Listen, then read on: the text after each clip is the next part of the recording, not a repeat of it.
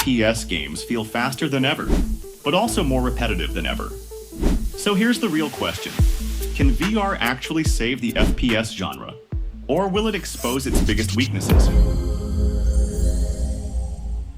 Welcome to an in-depth look at the future of first-person shooters. Can virtual reality truly revolutionize the genre? We'll explore the challenges facing modern FPS games and the unique potential VR brings to the battlefield.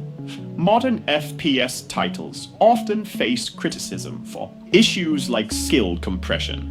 What does that even mean for players? It's about the narrowing gap between veteran players and newcomers, making every match feel less rewarding. Then there's the endless debate around aim assist. Is it a necessary evil or a crutch that hinders true skill? Many argue it dilutes the competitive integrity, especially in cross-play environments. And let's not forget the stale progression systems. How many battle passes can one player grind through? The feeling of genuine accomplishment often gets lost in the repetitive cycle of unlocks and cosmetic rewards. These issues contribute to a sense of fatigue, making many wonder if the genre has lost its spark. But what if VR could offer a fresh perspective? Why does VR FPS feel so fundamentally different? One major factor is the removal of abstraction. In VR, your actions directly translate to the game world. There's no button to press to reload. You physically perform the motion. This creates a deeper connection. The immersion is unparalleled. You're not just playing a game. You're asterisk in asterisk the game, surrounded by the environment. This heightened presence brings a new dimension to risk. There's a physical risk versus a digital risk. Getting shot in VR can trigger a genuine fight or flight response, a sensation rarely felt in traditional gaming. This makes every encounter more intense, every victory more earned, and every defeat more impactful. However, VR FPS isn't without its own set of significant challenges. What are the core problems? First, ergonomic limits. VR headsets can be heavy, uncomfortable, and cause motion sickness for some. Long session sustainability is another hurdle. Can players really endure hours of intense VR gameplay? The physical demands are much higher than traditional gaming, leading to quicker fatigue. Then there are spectator limitations, a critical issue for esports.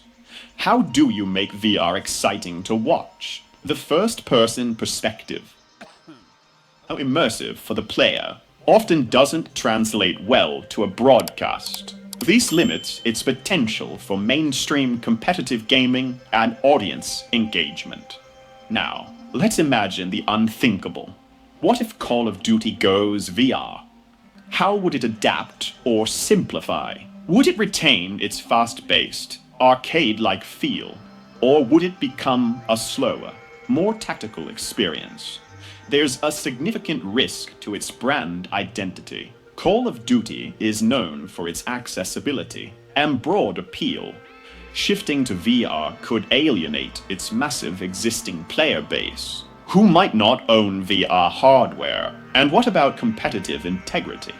How would aim assist, movement, and weapon handling translate? The core mechanics that define Call of Duty would need a complete overhaul, potentially changing the game entirely.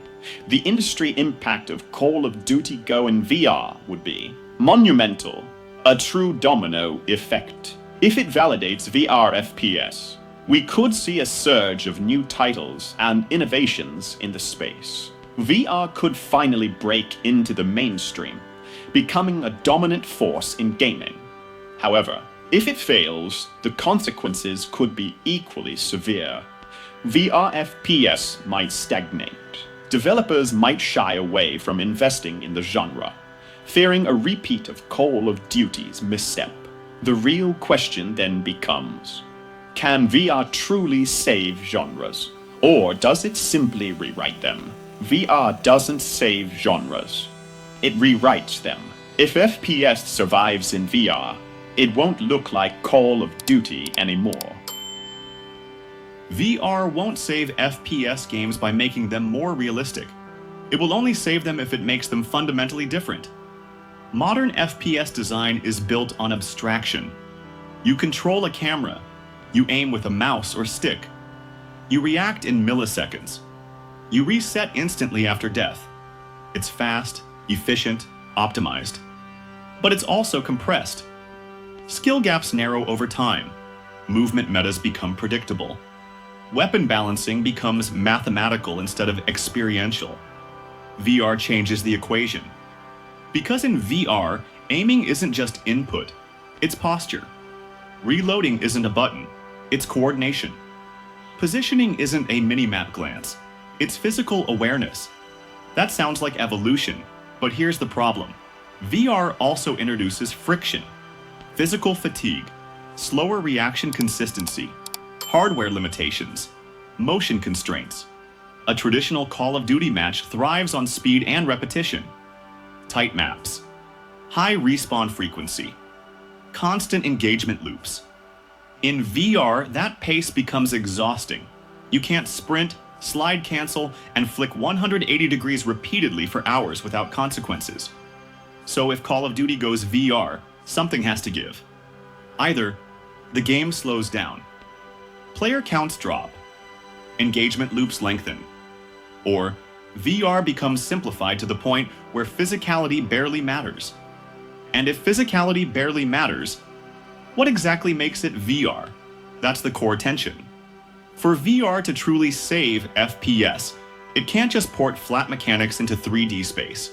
It would need to rethink match pacing, map scale, spectator design, competitive structure, because esports viability is another major barrier. Flat FPS games are readable. Spectators understand angles, positioning, rotations. VR introduces head movement, body positioning, and perspective distortion that's harder to broadcast clearly. If Call of Duty VR wants to matter long-term, it must solve not just player experience, but viewer experience. And that's an entirely different design challenge. Now here's the bigger industry implication.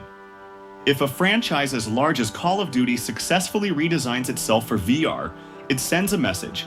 High-speed competitive shooters can survive embodiment. That message would unlock investment.